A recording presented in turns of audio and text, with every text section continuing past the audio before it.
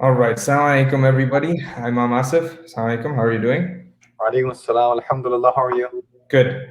Alhamdulillah, we got to talk about suhoor in the last video. Let's, inshallah, jump to iftar so that we can answer a few questions about that. And hopefully, this will be relevant enough for the rest of the month. So iftar time, let's start with are there any suggested du'as that we should break our fast with, or sayings that we should break our fast with? So, it's sunnah to, first of all, it is sunnah, it is recommended for you to ask dua at the time of iftar. Any dua, before we can go to the recommended duas by Rasulullah Sallallahu Alaihi Wasallam. Because Rasulullah Sallallahu Alaihi Wasallam said in Sahih Hadith that inna lisa'im da'watin la turad.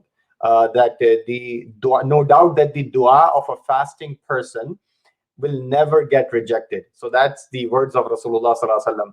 So don't overcomplicate. If you cannot remember these Arabic duas which I'm about to tell you, ask dua in your own language. Dua should come from heart. If it will come from heart, it will reach it directly to Allah subhanahu wa ta'ala without any intermediate. Secondly, yes, there are few du'as which are actually proven from the sunnah of Rasulullah Sallallahu Alaihi Wasallam.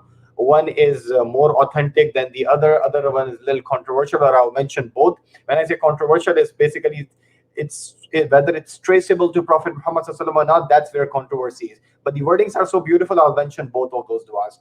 So one dua is where Rasulullah Sallallahu Alaihi Wasallam says, ذهب الظمأ وبطلت العروق وثبت الأجر إن شاء الله. That whenever he would drink of water after the fast, he would say, thirst is gone, the veins are moistured, and the reward is certain if Allah subhanahu wa ta'ala will. So it's a beautiful dua. And then second dua, which is mentioned in Abu Dawud also, but it's little weak. But again, it's a beautiful dua, so we'll mention. The dua is Allahumma inni laka sumtu wa bika amantu wa alayka tawakkaltu wa ala rizqika aftartu. And the dua which it says that, oh Allah, I fasted for you, I believed in you, I trusted on you, and oh Allah, I broke my fast with the food which you have provided to me. So it's a beautiful dua. So try to ask these duas. If you cannot, then obviously we can ask whatever dua comes in our mind, because Allah subhanahu wa ta'ala is not bound by any languages like human being. Amazing. Inshallah, we'll be able to capitalize on that connection and make those du'as. So, what do you think is sunnah recommended for us to break our fast with? That the Prophet ﷺ had done and he suggested to us. Yeah, so it is sunnah to break your fast with dates. This is the only halal permissibility use of date, right? So it's actually mentioned in Tirmidhi and Musnad Ahmad that Rasulullah sallallahu alaihi wasallam would going to break his fast from dates, and if that wasn't available, then dry dates, and if that wasn't available, then hasa hasawatim min ma, then few sips of water. So he would go for date, whatever kind it is. If not, then water.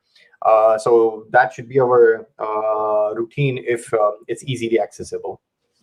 Okay, inshallah. And one question that is more of a little practical question about, iftar time, as a lot of people have a lot of food usually on the table. Is it better to eat our dinner, before Maghrib or after Maghrib? When should the time of praying Maghrib come in this time of eating? So, to my knowledge, the Sharia or fiqh didn't put any restriction about radical prohibition or something obligation. This is something which we have to learn from our experience and psychological and medical advancement. What I've heard from the medical doctors when they're speaking about breaking fast and having a healthy habit, just date water, light meal, and then go pray Maghrib, do your askar, come back, so that eventually you will have some space for the meal. But don't forget the hadiths that have a general implication here, which that 1/3 of for the food, 1/3 for the water, 1/3 for the air. We should never eat. First of all, it will the mindset of overcompensating the deficiency of the entire 16, 17 hour fast. You're not getting any benefit of fasting.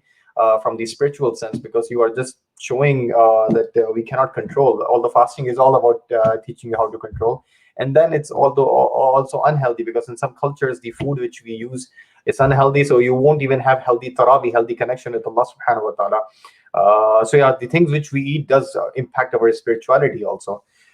So I would say that consult your primary care physician, even to ask, or maybe dietitian or nutritionist, that he can help you, she can help you with, inshallah. Inshallah, this is a beautiful answer and beautiful reminder. There's a lot of resources out there about kind of what are the best foods for having for suhoor, for iftar, how to meal prep your nutrition for the month. And so, inshallah, if you have any questions about that, you can email us as well, and we'll be able to connect you. Take care, Imam Asif, and we'll see you tomorrow. Assalamu alaikum.